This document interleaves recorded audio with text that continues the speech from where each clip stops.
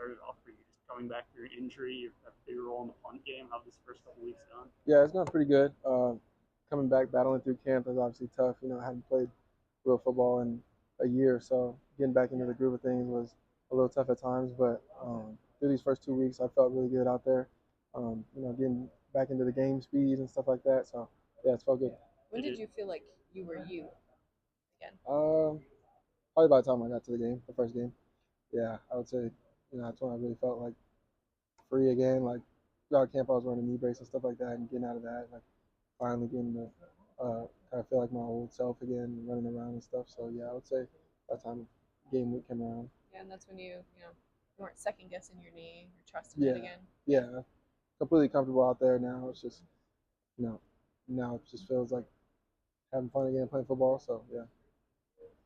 Have you always returned punts? Like, is that something that you've done throughout Uh, your career? no, not really. I practiced a little bit of kick return at New Mexico State, and then last year I was the backup punt returner. So I guess you could say last fall camp was like the first time that I really practiced punt return consistently. And then obviously I went down that first game against Minnesota, so didn't play the rest of the season. But yeah, this was going into this season. That was a big emphasis for myself. I wanted to go in and compete for that job, and I felt like I could help the team in that role. So yeah, it's just something that I've taken a lot of pride in now up to this point.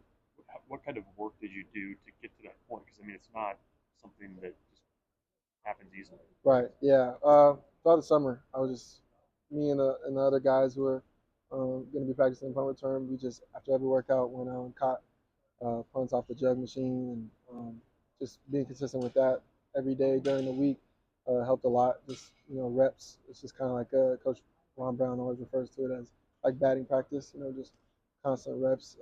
So yeah, that helped a lot. Just going into fall camp, it didn't feel super like brand new or nothing like that. So yeah. How do you mimic catching punts when it's a night game and things can get lost in the lights?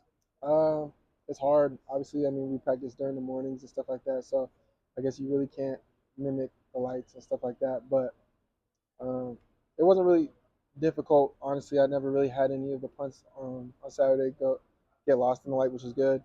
Um, I'm almost more concerned like daytime is probably harder than nighttime, to be honest with you, because the lights are more on the side of the stadium, so it's not like the sun can sometimes be like right over the middle, like right over your head when you're looking up. But yeah, you can't really practice for night games and lights and stuff. It's just I guess the pregame warm-ups is when you really get a feel for it.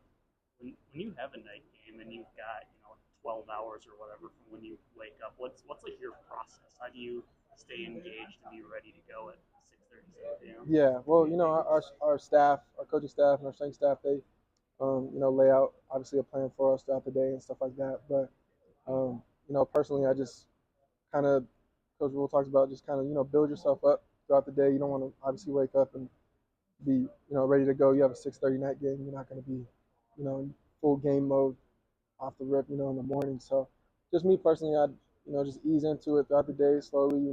Preparing mentally, knowing what we have to do, and then by the time it comes to get into the stadium, it's you're starting to really dial in and stuff like that. But yeah, it's just a gradual progression throughout the day of just knowing that you have a game and what you have to do.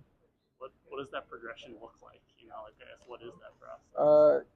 Nothing really specific. I mean, we go through our schedule that we have set out with the coaches, like I was saying, with the hotel and stuff like that. But mentally, it's just I almost don't really even think about the game too much in the morning. And then as time goes on, start studying, your plays more and more, just little things like that, going over in your head your assignments and stuff like that. And so yeah, that's really it.